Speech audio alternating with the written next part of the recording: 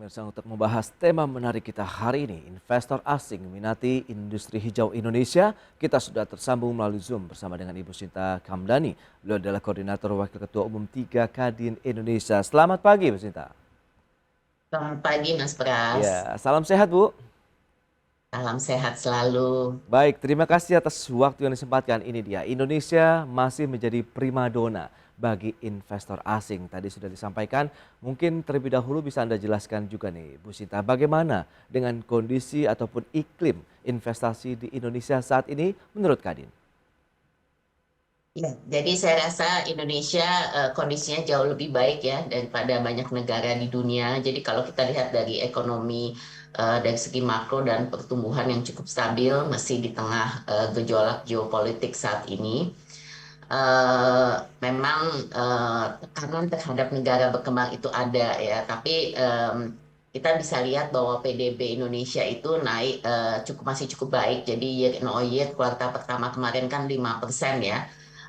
Dan juga kalau kita lihat stabilitas dari segi kinerja perdagangan, kecukupan fiskal dan devisa, juga moderasi inflasi. Kalau kita lihat di banyak negara inflasinya naiknya luar biasa, tapi Indonesia masih bisa kenaikan dengan sekitar 3,8%.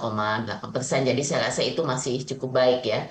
Kemudian gejolak nilai tukar dan stabilitas suku bunga acuan juga lebih baik dibandingkan dengan banyak negara lain. Kalau kita lihat sampai saat ini BI walaupun Fed rate sudah naik, tapi BI masih tetap belum menaikkan suku bunganya. Jadi ini saya rasa salah satu kalau dilihat ininya so far so good, tapi Ya, tentu saja kita harus mengantisipasi kondisi yang akan semakin buruk di tengah tekanan global ini. oke. Nah, kalau kita lihat juga dari segi pemulihan ekonomi dan normalisasi kegiatan ekonomi itu juga sudah mulai ya berkat vaksinasi nasional kita yang sangat berhasil, di mana sekarang sudah kalau nggak salah sudah lebih dari yang pertama sudah sampai 95% dan yang kedua sudah sampai 70-an 80%. Jadi Oke. ini saya rasa juga menunjukkan bahwa sangat,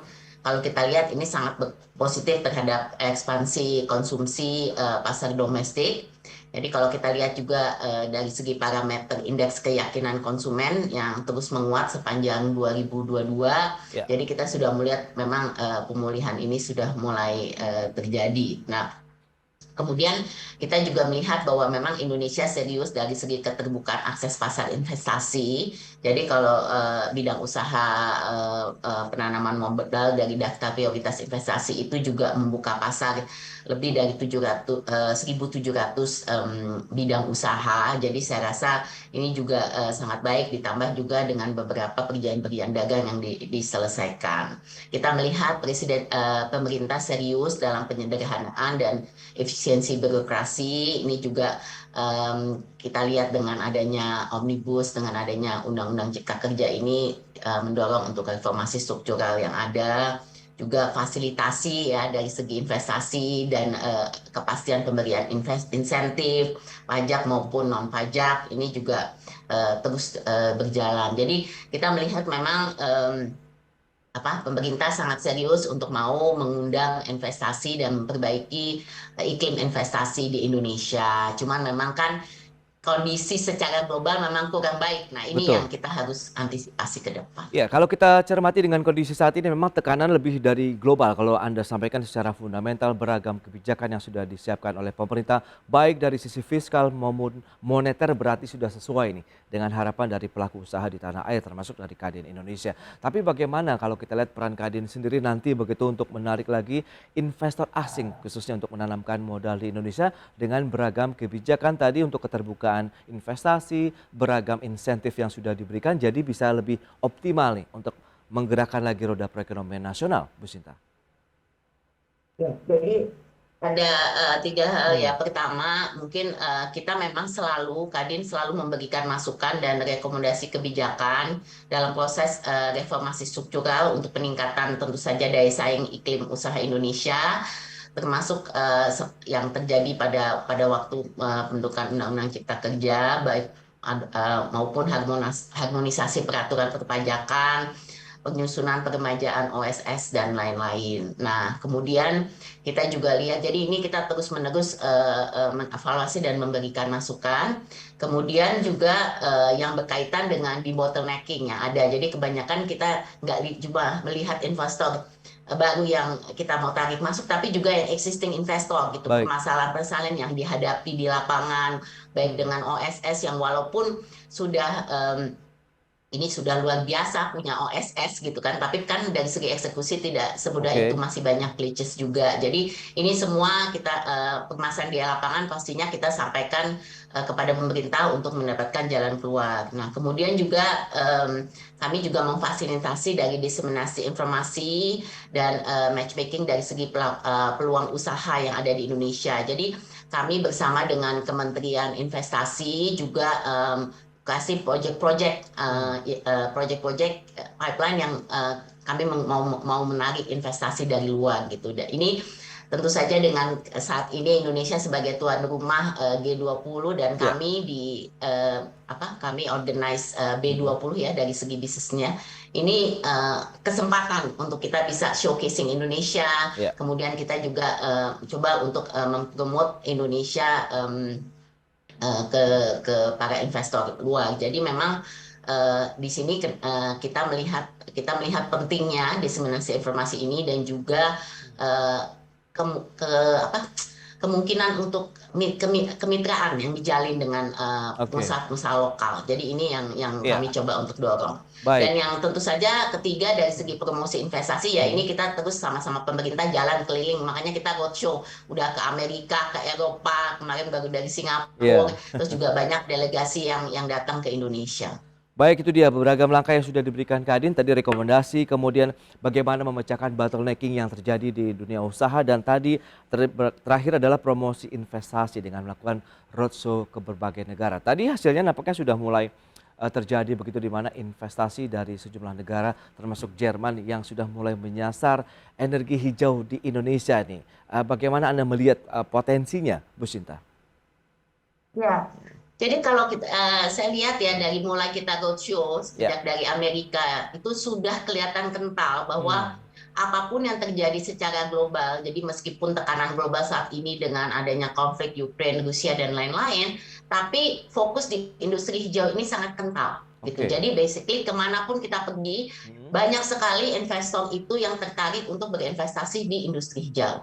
Dan kalau kenapa Indonesia? Karena mereka melihat Indonesia ini potensinya sangat besar untuk industri hijau. Ya, jadi pertama kalau kita lihat dari segi energi ya kan kita lihat semua sekarang secara global negara harus mencapai net zero misalnya. Oke. Nah, untuk mencapai net zero itu kan kita harus masuk misalnya untuk energi harus ada energy transition gitu. Nah, ini peluangnya kan di Indonesia sangat besar untuk hal-hal semacam ini. Juga untuk produk-produk konsumen, misalnya kita masuk ke circular economy, kita masuk ke bateri kan sekarang udah banyak terdengar ya, Ya. gimana Indonesia ini juga potensi untuk buat EV bateri dan lain-lain gitu, juga Oke. termasuk vehicle-nya. Nah, jadi memang kemanapun sekarang di dunia itu semua interestnya sama, yaitu industri hijau ini, dan memang Indonesia yang dianggap punya banyak potensi di dalamnya. Berikut ini kami sampaikan infografik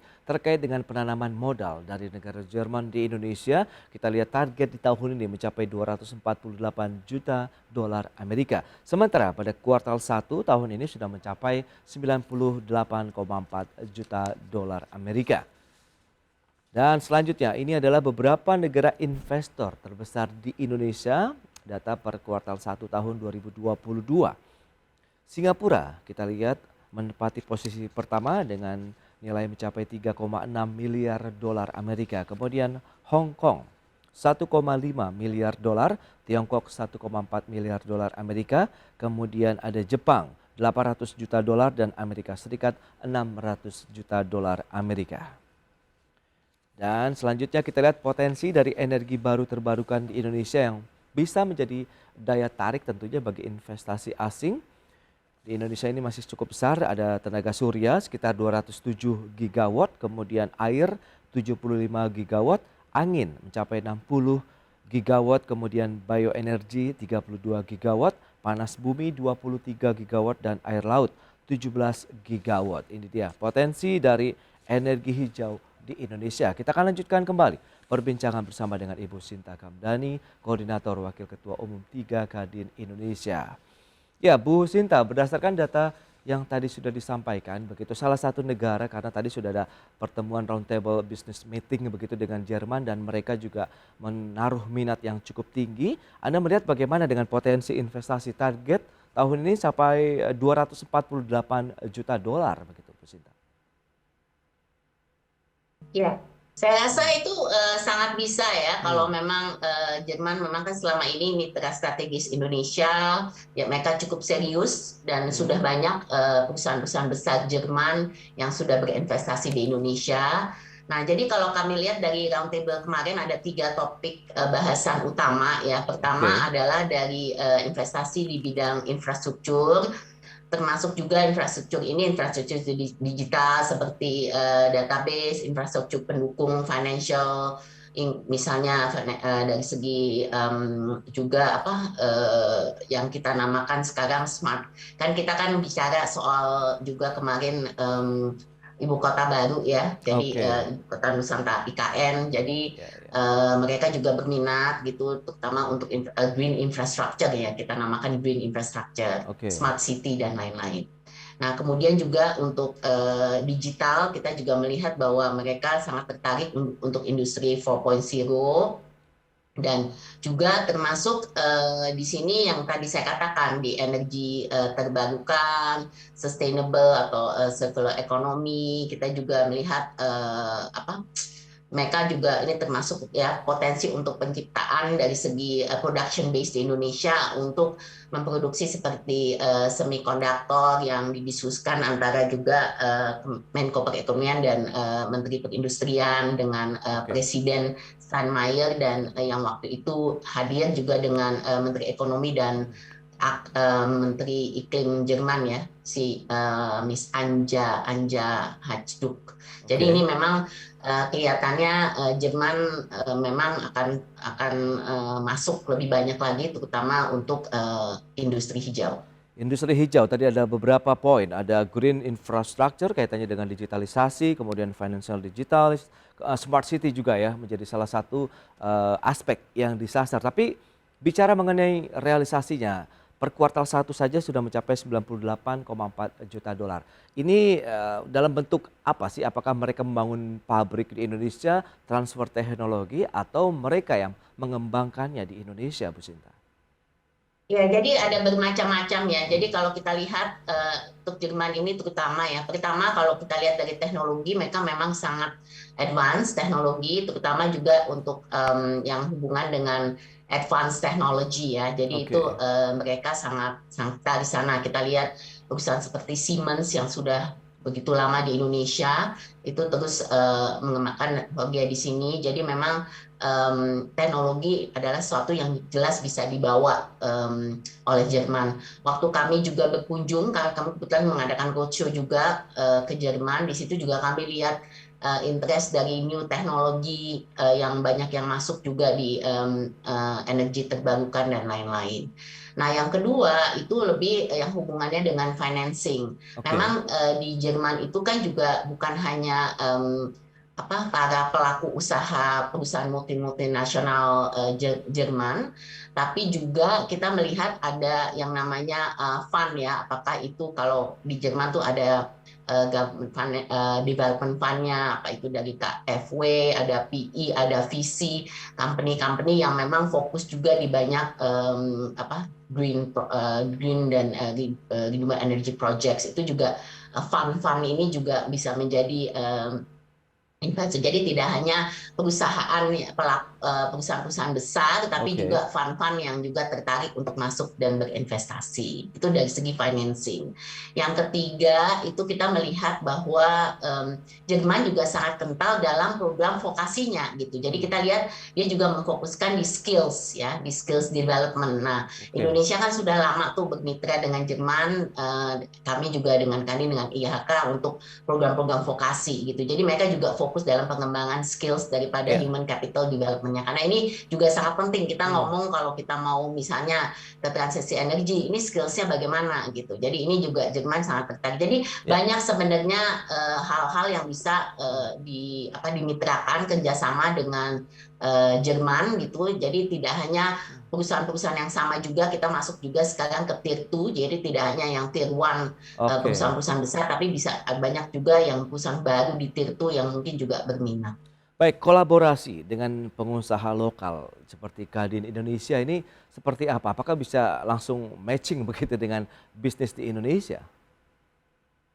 Jadi memang Kadin memiliki ya unit khusus untuk business matching, Hmm, business service desk ini kita khusus untuk matching. Jadi oke, dengan Kementerian Investasi kan kita mengkurasi project-project, misalnya untuk tahun ini dengan B20 kita sudah project-project on the pipeline. Kemudian juga kita sudah mengidentifikasikan local partner yang tertarik gitu ya. oke, Jadi ini kan mereka kadang-kadang kalau investor asing masuk, not necessarily mereka harus masuk sendiri gitu, bisa hmm, kita matchingkan dengan investor lokal gitu. Jadi ini salah satu memang tugas utama kami untuk ya, bisa bagaimana membantu pemerintah dalam menjalin kemitraan gitu. Jadi hmm, tidak, ini kita ngomong pelaku usaha ini tidak ya, hanya yang besar-besar di Indonesia, tapi pelaku usaha di seluruh Indonesia gitu. Termasuk juga saat ini kan pemerintah mendorong untuk pelaku usaha menengah UMKM gitu ya di seluruh pelosok, jadi di berbagai daerah gitu, pengusaha-pengusaha daerah yang mau ditampilkan juga, karena kebanyakan oke, kan proyek-proyek yang ada juga ada di daerah gitu. Jadi ini ya, ya, kombinasi dari banyak hal, hmm, dan memang dari segi pelaku usaha nasionalnya kan juga harus siap gitu dengan betul. apa yang mereka bisa bawa untuk dalam kemitraan strategis ini. Yes, paling tidak nanti ada transfer teknologi, transfer knowledge begitu yang akan sangat menguntungkan tentunya bagi Indonesia, Bu Sinta. Baik. Iya, betul, betul. Jadi ini memang Hmm, kami bekerja biasanya dengan perusahaan-perusahaan hmm, dari negara-negara maju kan, kita juga akan dapat ya ya, alih teknologinya atau dan kita juga sekarang ini kan kita nggak hmm, mau dependent hanya dengan import. Jadi dari segi pengembangan industri di dalam negeri ini kan seperti yang disampaikan Presiden harus memiliki nilai tambah gitu betul. kan. Ini yang jadi kuncinya gitu. Jadi apa yang bisa dilakukan di Indonesia sendiri Ya. untuk nilai tambah ini. Bu Sinta, kalau kita lihat dengan mekanisme tadi yang sudah disampaikan, ada skema 2,5 miliar euro begitu ya komitmen dari Jerman untuk pengembangan green infrastructure di Indonesia ini seperti apa dan tanggapan dari Kadin sendiri seperti apa juga Bu Sinta? Ya, tentunya kami sangat mendukung Hmm, ya proses kerjasama Green Infrastructure Initiative ini antara Indonesia dan Jerman, dan ini pastinya akan berdampak positif kalau terrealisasi. Nah, kerjasama ini sebenarnya untuk pengucuran penyaluran dana dari Jerman ke 15 proyek ya saat ini oke, di berbagai provinsi di Indonesia, khususnya untuk pengelolaan sampah padat, pengelolaan air dan limbah cair, angkutan umum. Nah, program-program ini tidak hanya bermanfaat untuk juga peningkatan kesejahteraan hidup masyarakat dan transisi hijau di daerah, tapi juga menciptakan jelas peluang usaha dan kerjasama ekonomi bagi pelaku usaha nasional dan daerah. Meskipun ini bentuknya lebih G2G, oke. tapi pengerjaan proyeknya tentu saja nanti akan melibatkan pelaku usaha baik Indonesia maupun Jerman. Jadi ini baik itu untuk pengadaan barang dan jasanya, Hmm. juga ini saya pikir sangat baik ya. Jadi memang ini G2G, tapi pasti akan mendapatkan, pelaku usaha akan mendapatkan manfaat untuk pelaksanaan. Baik, adakah daerah yang disasar dengan adanya perjanjian ini yang akan menjadi mungkin pilot project ya Bu Sinta? Iya, jadi saat ini memang kan ini Hmm, sudah teridentifikasi. Jadi mereka sedang proses ya gitu untuk oke, palet-palet yang ada, dan Indonesia ini kalau Mas Pras tahu kan sangat banyak ya proyek-proyek betul. yang ada di seluruh daerah di Indonesia gitu. Jadi nanti karena ini lebih pemerintah, nanti mungkin pemerintah yang harus memberikan assessment-nya gitu. Hmm, Nah, nanti kalau udah diidentifikasi, kemudian dikomunikasikan ke pelaku, nanti kita yang bawa pelakunya gitu untuk oke. pelaksanaan daripada proyek-proyek ini seperti apa. Betul, berarti lidiknya tetap dari pemerintah, nanti kita tinggal Ya karena ini actionnya. G2G, Ya. G2G Mas, ya ini G2G. Baik, lantas selain Jerman, Anda melihat potensinya bagi negara-negara lain untuk melirik investasi di green technology ataupun ekonomi hijau di Indonesia tuh mana saja, Bu? Apakah rata-rata semua negara juga sudah menyatakan minat yang sama? Waktu saya ke Davos di World Economic Forum juga sama gitu ya. Hmm, Jadi semua negara saya rasa membidik negara membidik dari segi investasi hijau ya. Dan ini sangat menarik karena saya lihat juga di kebetulan ada banyak ajang-ajang tidak hanya perusahaan besar, tapi saya lihat nih event startup juga sekarang udah mulai ke arah oke. yang be sustainable ya, atau kita kita namakan juga masuk ke dalam yang hubungannya dengan teknologi hijau. Nah, seperti Amerika, ini sangat kental waktu kami di New York kan kami ada Bloomberg New Energy Forum ya. Itu benar-benar fokus di dalam energi transisi dan juga investasi untuk renewable energy misalnya. Nah, itu teknologinya tuh bermacam-macam ya dan memang kalau kita lihat kan Indonesia memang di sini seperti hydropower, bioenergy, solar power, Iya, angin tadi panas bumi, geothermal kita kan one of the largest sources juga di geothermal ya. Jadi laut juga dengan potensi sangat 648 gigawatt ya. oke. Dan saat ini kan baru sekitar 2% yang dimanfaatkan.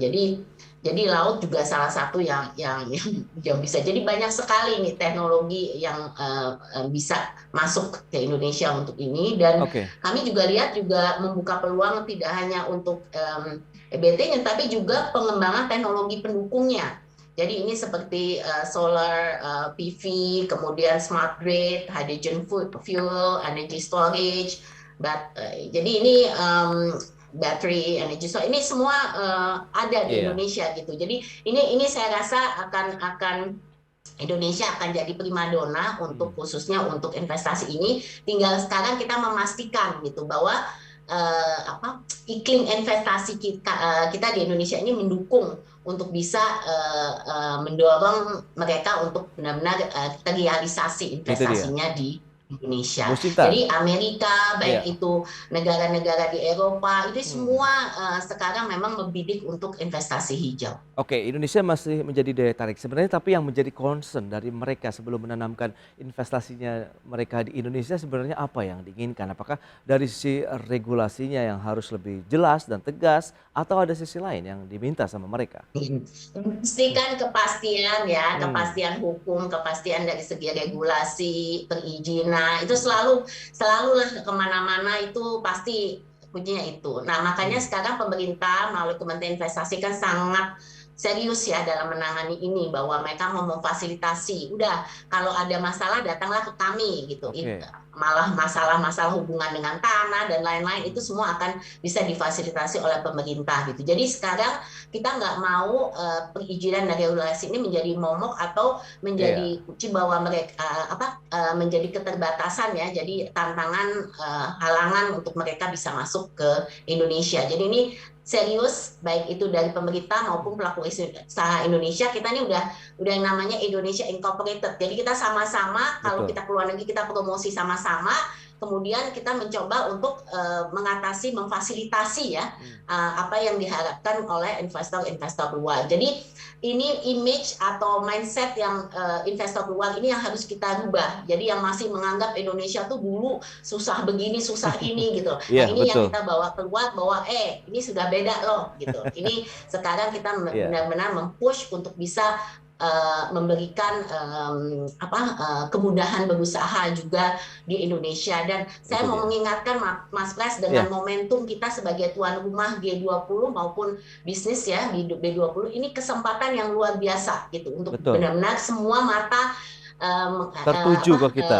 ini menuju ke Indonesia gitu. Iya. Jadi ini kita mesti mengambil manfaatnya. Betul itu dia. Berarti memang momentum G20 kemudian tadi beragam kebijakan insentif yang diberikan oleh pemerintah semoga ini masih tetap berlanjut karena itu yang dipegang oleh investor asing melihat keseriusan dan kepastian hukum juga begitu di Indonesia, Bu Sinta. Baik, terima kasih banyak atas waktu dan sharing Anda berikan. Semoga ini menjadi suatu langkah yang baik di tahun 2022, investasi asing yang tentunya berhubungan dengan energi hijau semakin banyak sehingga lingkungan di Indonesia pun akan semakin baik ke depannya. Terima kasih. Selamat melanjutkan aktivitas Anda kembali dan salam sehat Bu Sinta.